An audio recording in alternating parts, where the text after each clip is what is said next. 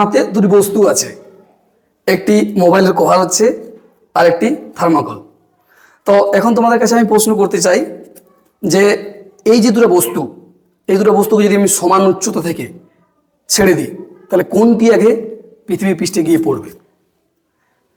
তোমাদের উত্তর স্বাভাবিকভাবে স্যার এটা যেহেতু থার্মোকল চাইতে ভারী, ফলে এটি স্বাভাবিকভাবে এই থার্মোকল থেকে আগে পড়া উচিত। এখন আমি এর উত্তরে বলতে চাই যে দুটি বস্তু, এই যে দুটি বস্তু এরা একই সাথে পড়বে। এখন তোমরা বলছো স্যার কি পাগলের মতো কথাবার্তা, অবভিয়াসলি এটা ভারী বস্তু আছে বলে এটি আগে পড়া উচিত। তো সেটারই উত্তর আমরা আজ খুঁজব এবং আরও জানবো এই যে স্মল জি, এই স্মল জি কি? আচ্ছা, এই জি এর মান কি সত্যি কনস্ট্যান্ট নাকি বিভিন্ন জায়গাতে এর মান পরিবর্তনশীল? বিভিন্ন জায়গাতে বলতে পৃথিবী থেকে যদি আমরা উপরে উঠে যাই তখন এই জি এর মান কি হবে, পৃথিবীর ভিতরে চলে যাই তখন কি হবে, পৃথিবীর একটা মেরুতে আরেকটা মেরুতে তখন এর মান কি হবে, এইসব উত্তর আমরা জানব। তার আগে তোমাদেরকে বলে রাখছি যে এর পূর্বে যে আমি মহাকর্ষ নিয়ে যে ভিডিওটা ইউটিউবে আপলোড করেছি সেটা তোমরা প্রথমে দেখে নাও, ফলে তারপরে এই ভিডিওটা দেখো, তাহলে তোমাদের এই আজকের যে ক্লাসটা সেটা বুঝতে সুবিধা হবে। তো চলো, তোমাদেরকে সকলকে আরো একবার স্বাগত। তো দেখো এই যে স্মল জি, এখন ব্যাপার হচ্ছে যে পৃথিবী হরেকটা বস্তুকে নিজের দিকে আকর্ষণ করে, এইটা আমরা পূর্বের ক্লাসে পড়েছি। এখন পৃথিবী যদি মনে করো এখানে একটা বস্তু আছে, এই বস্তুটাকে নিজের দিকে আকর্ষণ করে কোন বল দ্বারা? অভিকর্ষ বল দ্বারা। স্যার মহাকর্ষ বল বলেছিলেন আগের দিনেই, আজকে অভিকর্ষ বলে দিলেন। এই জায়গাটা তোমাদেরকে ক্লিয়ার করতে চাই আমি। এই যে দুটা ওয়ার্ড, অভিকর্ষ ভার্সেস মহাকর্ষ। তো দেখো এই দুটো ওয়ার্ড নিয়ে কনফিউশন যদি থেকে থাকে তাহলে বলে দিই, এই যে অভিকর্ষ এইটা অনলি পৃথিবীর ক্ষেত্রে প্রযোজ্য হবে। পৃথিবী যে বল দ্বারা কোনো বস্তুকে টানবে সেটাকে আমরা অভিকর্ষ বল বলবো। আর মহাকর্ষ সবের জন্যে, সেই আমরা সূত্রে পড়েছিলাম না, প্রত্যেক বস্তু একে অপরকে পরস্পরকে আকর্ষণ করে, সেটা মহাকর্ষ বল। এবং মহাকর্ষ পৃথিবীর যে মহাকর্ষ সেটাই হচ্ছে অভিকর্ষ। বুঝা গেছে? চলো এরপর আমরা জানতে চাইছি যে পৃথিবী যে কোনো বস্তুকে নিজের দিকে কি করে আকর্ষণ করে, কোন বল দ্বারা বললাম? অভিকর্ষ বল দ্বারা। এখন এই যে অভিকর্ষ বল, আচ্ছা বল দ্বারা যেহেতু যখন আকর্ষণ করছে ফলে তার একটি ত্বরণের উৎপন্ন হবে, হবে কিনা? আচ্ছা, নিউটনের দ্বিতীয় গত সূত্র তোমরা এটা সকলেই পড়েছো, F সমান ma। যেহেতু বল দ্বারা আকর্ষণ করছে তার একটি ত্বরণের সৃষ্টি অবশ্যই হবে। বুঝা গেছে? তো মনে করো এইখানে কোন একটি বস্তু আছে,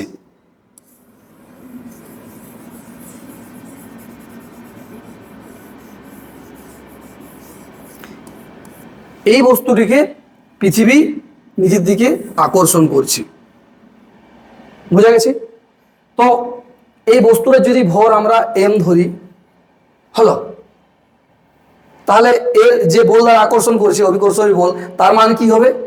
বস্তুরই ভর এবং যে অভিকর্ষ দ্বারা নিজের দিকে আকর্ষণ করে তার ভ্যালু আমরা যদি জি লিখি তাহলে F সমান mg বলবো। বুঝা গেছে? আচ্ছা, যেহেতু এর মধ্যে একটি ত্বরণের উৎপন্ন হচ্ছে, ত্বরণের সৃষ্টি হচ্ছে, সেইটাকে আমরা বলবো অভিকর্ষজ ত্বরণ, ওইটাকেই আমরা জি দ্বারা সূচিত করি। বুঝা গেছে? তো এই যে অভিকর্ষজ ত্বরণ, ত্বরণ কেন সৃষ্টি হয়েছে বললাম? কারণ পৃথিবী ওকে একটি বল দ্বারা আকর্ষণ করছে, তো সেইটা সময় আমরা লিখলাম F সমান mg। বুঝা গেছে? এখন যদি আমরা এইটাকে এরকম ভাবে লিখি, আবার এই যে পৃথিবীর যে ভর এটা যদি আমরা ক্যাপিটাল M লিখি, বুঝা গেছে? আর বস্তুর এই যে বস্তুটাকে নিচের দিকে টানছে সেটি যদি আমরা স্মল m লিখি, তাহলে তার মধ্যে যদি দূরত্বটা আমরা r লিখি, তাহলে আমরা সেই মহাকর্ষের সূত্র অনুযায়ী এটা লিখতে পারি F সমান g, পৃথিবীর ভর আর ওই যে একটা বস্তুর ভর বাই ওদের মধ্যে দূরত্ব। দূরত্বের স্কোয়ার হয়, এইটা জানি। এখন যদি আমরা এই দুটাকে সমান করি, যে বল দ্বারা ওকে আকর্ষণ করছে আর ও যে ওই বলটার জন্য যে ত্বরণের সৃষ্টি হচ্ছে, এই দুটা যদি আমরা এটা যদি আমি 1 নম্বর ইকুয়েশন করি আর এটা 2 নম্বর ইকুয়েশন করি আর এই দুটো যদি আমরা সমান করি তখন কি হবে দেখো। তাহলে এখানে mg সমান আমরা কত পেয়ে যাব, G M M by R square. বুঝা গেছে?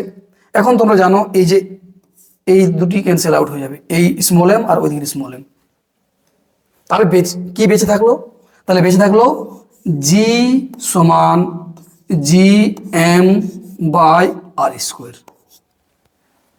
খুবই ইম্পর্টেন্ট ফর্মুলা। দেখো এই যে এটা, তাহলে আরেকবার বুঝো জিনিসটাকে, যে পৃথিবী কোন একটি বস্তুকে নিজের দিকে আকর্ষণ করছে, এই আকর্ষণ বলের জন্য একটি ত্বরণের সৃষ্টি হচ্ছে, যে অভিকর্ষীয় ত্বরণের মানটা G M by R square. এইখানে কোন এই যে ফর্মুলা, এই ফর্মুলাতে কোথাও কিন্তু এই বস্তুর ভর নেই।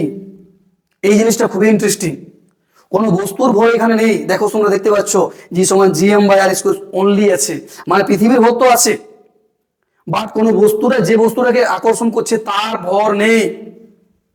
তার মানে কি, স্যার পৃথিবীর উপরে যে কোনো বস্তু যদি যে বল দ্বারা আকর্ষণ, যে অভিকর্ষীয় ত্বরণ দ্বারা আকর্ষণ করে তার মানটা বস্তুর ভরের উপর নির্ভর করে না।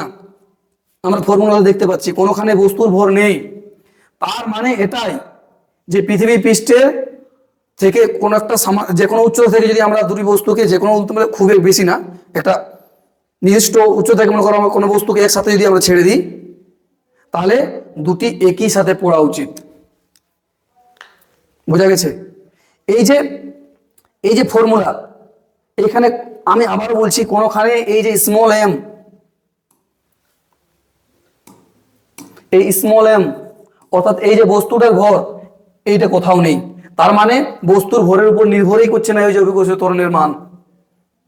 মানে তুমি ভারী বস্তু ছাড়ো আর হালকা বস্তু ছাড়ো, আমি যে উদাহরণটা তোমাদেরকে প্রথমে দিয়েছিলাম, এটা একটা থার্মোকল হচ্ছে, এর অবশ্যই এটা হালকা আছে এবং এটি একটি ভারী বস্তু এর চাইতে, তাহলে দুটোকে আমরা একসাথে ছাড়ি তাহলে একই সাথে পড়বে। এটাকে আমরা একটি প্র্যাকটিক্যাল করে দেখাবো এখনই, তাহলে তোমাদের কাছে বিষয়টা আরো ক্লিয়ার হবে। বুঝেছো? আমি কি বললাম, এই যে অভিকর্ষীয় ত্বরণের মান এটি বস্তুর ভরের উপর নির্ভর করে না। তার মানে যদি একই উচ্চতা থেকে আমি একটি ভারী বস্তু এবং একটি হালকা বস্তুকে একসাথে ছেড়ে দিই তাহলে দুটি বস্তু একই সাথে পড়বে। সেটাই এক্সপেরিমেন্ট করে দেখানোর আমি চেষ্টা করছি।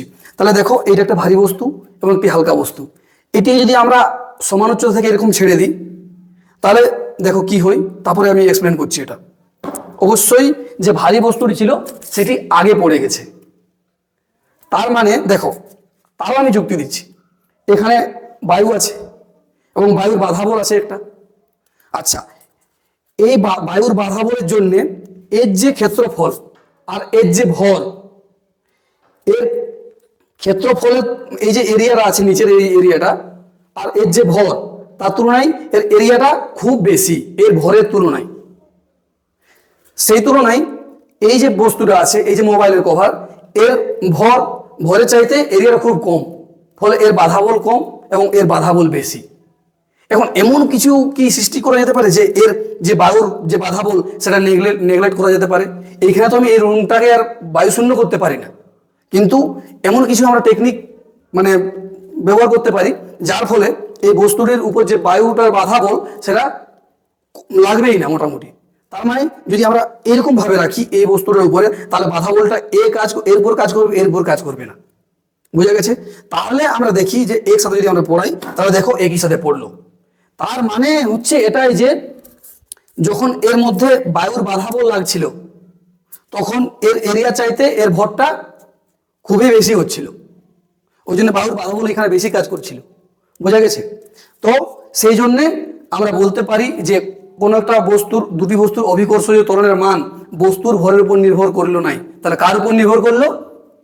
প্র্যাকটিক্যালের সাহায্যে এই দুটো জিনিসকে একসাথে এক উচ্চতা থেকে ছেড়ে দিলাম এবং তোমাদেরকে দেখানোর চেষ্টা করলাম যে দুটি বস্তু একই সাথে পড়ে। এখন তোমরা বলে স্যার চিটিং করলেন, বায়ু শূন্য বলেন নাই। আচ্ছা, তাও আমি চেষ্টা করলাম যে একে কি হয়, বায়ুর যে বাধা বলটা সেটা যাতে কম লাগে। বোঝা গেছে? এখন এই যে এক্সপেরিমেন্টটা, এটা বাস্তবেই অ্যাপোলো 15 বলে একটি আমাদের চন্দ্র মিশন হয়েছিল নাসা থেকে। সেখানে একজন ডেভিড বলে একজন সায়েন্টিস্ট এই এক্সপেরিমেন্টটাই সেম আমি যেটা করলাম এরকমই কিছু একটা এক্সপেরিমেন্ট তিনি চাঁদে গিয়ে করে দেখেছে, কারণ চাঁদে বায়ু নেই। তখন কি হয়েছিল যে হালকা বস্তু এবং ভারী বস্তু একই সাথে পড়েছিল, বুঝছিল? অ্যাপোলো 15 বলে একটি যে চন্দ্র মিশন হয়েছিল, তার একজন বিজ্ঞানী ডেভিড বলে তিনি এই এক্সপেরিমেন্টটি করে দেখিয়েছিলেন। বোঝা গেছে? এখন এইখান থেকে এই যে রিলেশনটা আমরা পেলাম, জি সমান GM/r², এইখান থেকে আমরা একটা সম্পর্ক আরেকটা স্থাপন করতে পারি যে দেখো এইখানে তো জিটাও ধ্রুবক, এমও পৃথিবীর ভর কনস্ট্যান্ট আছে, তাহলে জি এর সাথে এই রিলেশনটা আমরা পাবো জি ভেরিজিয়াস 1/r²। বোঝা গেছে? এই জিনিসটা ভালোভাবে বুঝো, জি ভেরিজিয়াস 1/r²। যেহেতু এই দুটো যদি আমরা দুটাই ধ্রুবক হচ্ছে, ফলে আর এর সঙ্গে যে দূরত্বের সঙ্গে ওই অভিকর্ষজ ত্বরণের মানটা বর্গের ব্যস্তানুপাতিক ভাবে এরকম ভাবে পরিবর্তনশীল হয়। তার মানে কি, যদি পৃথিবী থেকে আমরা দূরে চলে যাই তখন তার অভিকর্ষজ ত্বরণের মানটা কমতে থাকবে। বোঝা গেছে? আচ্ছা চলো, এরপর নেক্সট যেটা আমাদের আলোচ্য বিষয় হচ্ছে সেটা হচ্ছে যে পৃথিবী পৃষ্ঠ থেকে যদি আমরা একটু উচ্চতায় যাই, এই উচ্চতায় যাই, তখন তার অভিকর্ষজ ত্বরণের মানের কিরূপ পরিবর্তন হবে। হলো? আচ্ছা, তার আগে যে জিনিসটা আমি বলিনি যে আমরা যে এই যে জানলাম যে এই যে জি সমান GM/r², এখানে যদি আমরা জি এর ভ্যালু, এম এর ভ্যালু আর আর এর ভ্যালু আমরা পুট করি, তাহলে আমরা অভিকর্ষজ ত্বরণের মান পেয়ে যাব। কিন্তু প্রশ্ন হবে কোথায় বার করবো এই জি এর ভ্যালুটা। দেখো এই যে জি এর মান তোমরা জানো 6.67 × 10⁻⁻11, এটা তোমরা জানো। আচ্ছা, আমি এককগুলা লিখছি না। এম হচ্ছে পৃথিবীর ভর, পৃথিবীর ভর তোমরা জানো সবাই, আমি মোটামুটি 8 ধরছি, 6.0 × 10⁻24। ভালো? আচ্ছা, তারপর এই যে আর, এই আরটা কোথায় ধরবো আমরা? পৃথিবীর পৃষ্ঠে অভিকর্ষজ ত্বরণের যেহেতু মান আমরা আলোচনা করব এখন, ফলে পৃষ্ঠে আমরা মানটা জানবো কত হবে। তো পৃষ্ঠ ধরার জন্য আমি কি বলেছিলাম, এই যে যদি আমরা পৃথিবী ধরি, তাহলে এর যদি কেন্দ্র হই, তাহলে এইখান থেকে এই যে দূরত্বটা এইটাকে আমরা ধরবো আরটা, মানে এইখানে আমরা অভিকর্ষজ ত্বরণের মান গণনা করব। মানে আমরা যেখানে দাঁড়িয়ে আছি পৃথিবী পৃষ্ঠে, তো এইখানে যদি আমরা গণনা করি, তাহলে দেখো ওর যে দূরত্ব হবে সেটা হবে তোমার পৃথিবীর ব্যাসার্ধ কত, 6400 কিমি। এটা কিমিতে আছে, তো এইটা কিমিতে আমরা এখান থেকে আমরা মিটারে কনভার্ট করব, তাহলে এইটা হবে। বুঝা গেছে? তো এর ভ্যালু যেটা ক্যালকুলেট করলে বার হয় মোটামুটি সেটা ছিল তোমার 9.7 কিছু একটা বার হয়, সেটা আমরা 9.8 ধরি m/s²।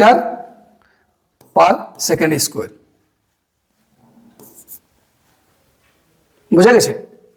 তো এই যে জি এর ভ্যালু, এই জি এর মানটা স্থান ভেদে পরিবর্তন হয়। স্থান ভেদে মানে ওই যে বললাম আমি পৃথিবী যদি এইখানে থাকি, পৃথিবীর এই পৃষ্ঠে থাকি, তখন কত হবে, তার মান হয়ে গেল এইটা আমরা পেলাম। বুঝা গেছে? দ্বিতীয়ত এই পৃথিবীর এই কেন্দ্র থেকে আমরা যদি এই উচ্চতায় উঠি, তার মান কত হবে। বুঝা গেছে? তাছাড়া যদি আমরা পৃথিবীর এই ভিতরে ঢুকে যাই, তখন এর মান কত হবে। বুঝা গেছে? আরেকটা, এই যে পৃথিবীর আকৃতি কি একদম গোলাকার নয়, একদম গোলাকার নয়, একটু হালকা, উত্তর মেরু দক্ষিণ মেরু দুটো একটু হালকা চাপা আছে, মানে মোটামুটি শেপটা আমরা এইরকম গোল না ধরে যদি আমরা একটু বয়ে, তো এই মতো দেওয়া আছে, এরকম নয়, মানে মোটামুটি একটুকু হালকা এই দুদিকটা স্ফীত, মানে এই যে ব্যাসার্ধ, মানে এই দিকের ব্যাসার্ধটা বেশি আছে এই দিকের চাইতে। বুঝা গেছে? তো আমরা প্রথমে ক্যালকুলেট করব যে পৃথিবী থেকে যদি আমরা এই উচ্চতায় যাই, তখন তার অভিকর্ষজ ত্বরণের মানের কি পরিবর্তন হবে।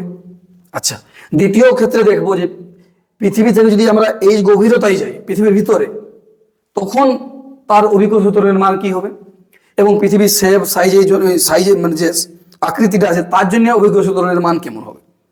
তো প্রথমে চলো আমরা পৃথিবী থেকে এই উচ্চতায় যাওয়া যাক। তাহলে এটা হয়ে গেল পৃথিবী, এবং এই পৃথিবী থেকে আমরা এই উচ্চতায় চলে যাব। এইখানে একটা মনে করো তুমি আছো দাঁড়িয়ে পৃথিবী থেকে এই উচ্চতায়, তাহলে এইখানে তোমার এই যে জি এর মান স্মল জি, তার মান এইখানে কত হবে সেটা আমরা ক্যালকুলেট করব। তো আমরা এই বস্তুটা ভর ধরি স্মল এম, বুঝা গেছে। আচ্ছা, পৃথিবীর যে ভর সেটাকে আমরা ক্যাপিটাল এম ধরি এইখান থেকে। আচ্ছা, আমি আরেকটা কথা বলেছিলাম যে এই যে মহাকর্ষ বল এটি সেন্টার টু সেন্টার কাজ করে, মানে পৃথিবীর এই কেন্দ্র থেকে এই বস্তুর কেন্দ্রে কাজ করে, বুঝেছো। তাহলে এই পৃথিবীর এই কেন্দ্র থেকে এখানে যে দূরত্ব, সেই দূরত্বটা আমরা দেখো পৃথিবীর এইখান থেকে এই যে দূরত্ব সেটা পৃথিবীর ব্যাসার্ধ, বোঝা গেছে। এবং এই দূরত্ব থেকে আমরা আরো এই উচ্চতায় উঠবো, মানে এই যে পৃথিবীর এই যে সারফেস এখান থেকে আবার আরো এই উচ্চতা, বোঝা গেছে। আচ্ছা, এই যে পৃথিবীর ভর সেটা তো আমরা সকলেই জানি, আমরা প্রত্যেকটা ক্যালকুলেশন এটাই ধরবো যে পৃথিবীর ভর স্মল এম, বোঝা গেছে। তো এইখানে যা জি এর ভ্যালু হবে, পৃথিবীর পৃষ্ঠে কত পেলাম আমরা 9.8 মিটার পার সেকেন্ড স্কোয়ার। আচ্ছা, উপরে গেলে জি এর ভ্যালু কি ওটাই থাকবে না পরিবর্তন হবে? অবশ্যই পরিবর্তন হবে। তাহলে কেমন হবে সেটা আলোচনার বিষয়। তাহলে দেখো এই বস্তুটাকে পৃথিবী যে বল দ্বারা আকর্ষণ করছে তার মান আমরা লিখি, সেটা হচ্ছে তোমার এফ সমান জি, এই যে পৃথিবীর ভর আর এই বস্তুটার ভর বাই এদের মধ্যে একটা দূরত্ব হবে। সেই দূরত্বটা আর স্কোয়ার হবে কি, শুধু শুধু আর স্কোয়ার হবে না, কি হবে, এই যে এই দূরত্বটায় আর আর এইখান থেকে আরো এই উচ্চতা, তার মানে আর প্লাস এইচ হবে, আর স্কোয়ার হবে, হবে কিনা বলো, বুঝা গেছে। এবং আরেকটা জিনিস দেখো, এইখানে যদি থাকতো কোন একটা বস্তু, তার ফর্মুলা আমরা কি লিখেছিলাম, এফ সমান G M M by R square, এই পৃথিবীর পৃষ্ঠে, বোঝা গেছে। এবং এই পৃথিবীর পৃষ্ঠের জন্য এর যে যে অভিকর্ষ বল সেটা কত হবে এম জি, বোঝা গেছে। এখন এই যে এইখানে যে অভিকর্ষ ত্বরণের মান সেটা অবশ্যই এই ওই জি হবে না, একটা অন্য জি হবে। তাহলে ওইটাকে আমরা কি লিখবো, যে এইখান থেকে যখন এই বস্তুটাকে আকর্ষণ করছে তার অভিকর্ষ ত্বরণের মান কত হবে, এফ সমান এম জি প্রাইম ধরা যাক আমরা, বোঝা গেছে। এখন যদি আমরা এই দুটা যে বল হলো এই দুটোকে যদি আমরা মানে সমান করি তাহলে কত হবে, দেখো G M M by R square সমান এম জি। তো এইখানে এম এম ক্যান্সেল আউট হয়ে যাবে, তো অবশ্যই আমরা এটা পেলাম জি সমান G M by R square হলো। তাছাড়া এটাকে আমরা আরো ভাবে লিখতে পারি, যদি আমরা জিএম করি, জিএম সমান তাহলে আমরা পেয়ে যাব জি আর স্কোয়ার। আমাদেরকে এটিও মনে রাখা দরকার, বুঝা গেছে। তারপর দেখো এটা খারাপ লেখা আছে, বোঝা গেছে। তারপর দেখো এই দুটি যদি আমরা সমান করি, এই যে এইখানে যে অভিকর্ষ ত্বরণ আর এইখানে অভিকর্ষ ত্বরণ, এই দুটাকে আমরা কম্পেয়ার করব, বুঝা গেছে। তো দেখো আমরা এই দুটো যদি সমান করি তাহলে আমরা কি পাবো, এম জি প্রাইম, যেহেতু নতুন জায়গার গ্র্যাভিটি আলাদা হবে ওই জন্যে, আচ্ছা তারপরে G M M by R plus H তার স্কোয়ার, বলে এটা বোঝা গেছে কি নাই। আচ্ছা দেখো এখানে এম এম ক্যান্সেল আউট হবে, তখন আমরা কি পেয়ে যাব, এই যে জি প্রাইম সমান কি পেলাম, G M by R plus H তার স্কোয়ার, বোঝা গেছে। তাহলে আমরা দুটো জিনিস পেলাম, যে নতুন অভিকর্ষ ত্বরণ এইখানে তার ভ্যালু পেলাম, এবং এই যে পৃথিবী পৃষ্ঠে সেখানে জি এর মান পেলাম। এটা অবশ্য আগেই পেয়েছি আমরা, বুঝে গেছে। এখন যদি আমরা কম্পেয়ার করি নতুন জি এর সাপেক্ষে পুরনো, এই যে এইখানে যে জিটা পেলাম তার সাপেক্ষে এটা, তখন আমরা যে রেজাল্টটা পাবো সেটা হবে আমাদের অভিকর্ষ, এই যে এইখানে অভিকর্ষ ত্বরণের মান কিরূপ পরিবর্তন হচ্ছে, বুঝে গেছে। তো আমরা এই ফর্মুলাটাও মনে রাখতে পারি, এই ফর্মুলাটা দিয়েও তোমরা বার করতে পারো। আচ্ছা, তোমরা যদি আরো চাও যে আমরা স্যার এই যে টার্মে জানতে চাই যে ওইখানে অভিকর্ষ ত্বরণের মান কত হবে, তখন সেটা আমরা কিভাবে করব সেটা দেখে দেখে রাখো। আমরা এইটা পেলাম জি প্রাইম সমান জিএম আর প্লাস এইচ তার স্কোয়ার হলো। আরেকটা আমরা পেয়েছি জি সমান জিএম বাই আর স্কোয়ার, বোঝা গেছে। আমরা এইটা কম্পেয়ার করব, এই যে নতুন জি আর পুরনো জি, তাহলে এইটা মানে এই যে পৃথিবী পৃষ্ঠে যে জি এর ভ্যালু আর পৃথিবী থেকে এই উচ্চতায় যে জি এর ভ্যালু, এই দুটো আমরা কম্পেয়ার করব। তখন আমরা কি পাবো দেখো, এই দুটো মান বসাও, জিএম আর প্লাস এইচ তার স্কোয়ার বাই এই যে জি এর value GM by R square, বুঝে গেছে। এখন তোমরা বলো কোনগুলো ক্যান্সেল আউট হবে, এই জিএম ক্যান্সেল আউট হয়ে যাবে, বুঝে গেছে। তাহলে দেখো জি প্রাইম বাই জি সমান আমরা এইটা পাবো, এর তো উপরে উঠে যাবে আর square by R square by R plus H তার স্কোয়ার, বোঝা গেছে।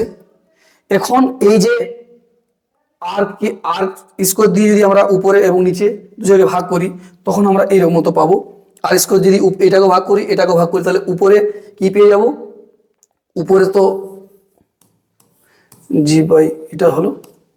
আচ্ছা, ওইখানে যদি আমরা ভাগ করি তাহলে উপরে 1 থেকে গেল, এইখানে কি হবে, এইখানে 1 হবে এবং এইচ বাই আর তার স্কোয়ার হয়ে যাবে, বলো হবে কি হবে না, বোঝা গেছে। এবং তারপর এটাকে আমরা আবার ক্যালকুলেশন করে যাক, জি প্রাইম বাই জি সমান আমরা এখানে পেয়ে যাব। দেখো এইটাকে না উপরে উঠা যায়, মানে কেমন, 1 বাই এই স্কোয়ার, এটাকে আমরা এরকম লিখি, বুঝা গেছে। তো সেই মতো ফরম্যাটে এটা লেখা যেতে পারে 1 প্লাস এইচ বাই আর -2, বোঝা গেছে।